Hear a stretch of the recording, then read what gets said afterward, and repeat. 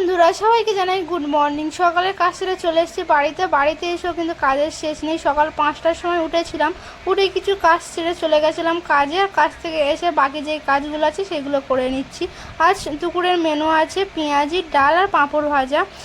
মাছ মাংসর থেকে না এরকম নিরামিষ খাবার হলে না পেট ভরে ভাত খাওয়া যায়। মাছ মাংস হলে না আমি একদমই খেতে পারি না সেরকম, কিন্তু এরকম নিরামিষ কিছু হলে আমি একদম পেট ভরে ভাত খাই।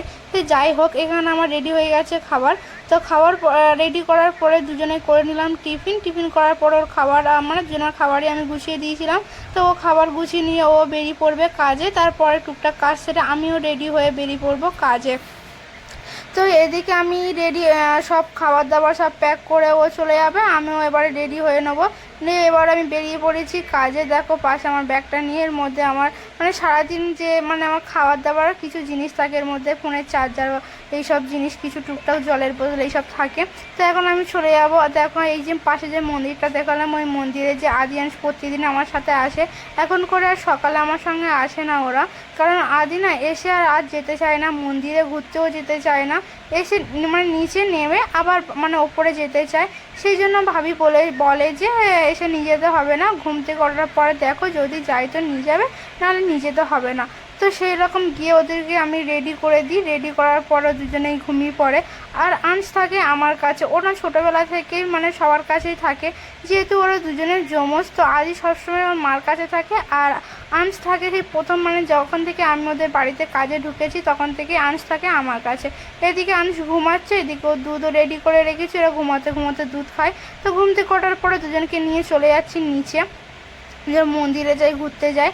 তো ওদের যেই কাজটা লিফটের মধ্যে আসলে ওরা যে নাচানাচি করে, নাচতে নাচতে যাওয়া আসা করে, সে যাই হোক। তো দুজনে এরকম নাচতে নাচতে যাচ্ছে। তো তারপরে ওরা ঘুরে চলে আসবে বাড়িতে আসার পরে ওরা কিছুক্ষণ খেলা করে। তারপরে আমার খাওয়ার টাইম হয়ে গেলে আমিও খেয়ে নিই।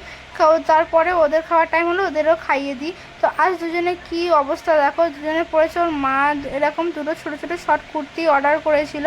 তো ওরা দুজনে দেখেই কান্না করছিল বলে ওর মা দুজনকে পরিয়ে দিয়েছে। তো দুজনে খেলা করছিল, তারপরে খাওয়া দাওয়া করে দুজনকে ঘুম পাড়িয়ে দিয়েছিলাম। তাকে ঘুম থেকে উঠে পড়েছে। ওঠার পরে দুজনে খেলা করছিল, খেলা করতে করতে দুজনকে এটা আমি পড়াচ্ছিলাম।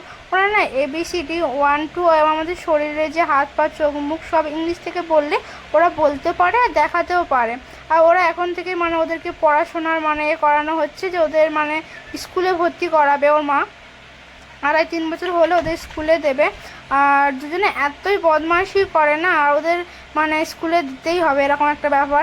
আর এই ওদের বুক মানে ওদের এই বইগুলোর আমি ওদেরকে দিয়েছি। এই বইগুলো না কিছুটা তাসের মতন, মানে মানে বুক মানে ওদেরকে তো লেখা আছে কিন্তু তাসের মতন, পুরো তাসের মতন এরকম দেখতে বুকগুলো। তো এদিকে দেখো আমাকে নিতে চলে এসছে, দুজনে চলে যাবো বাজারে তো গিয়েছিলাম কিন্তু এত বৃষ্টি নেমেছে আর কিছুই বাজার করতে পারেনি। তো লাস্টের জন্য চলে এসেছি বাড়িতে। তো আমার ভিডিওটা এই পর্যন্ত, ভালো লাগলে একটু লাইক, একটি আমাকে কমেন্ট করে দিও।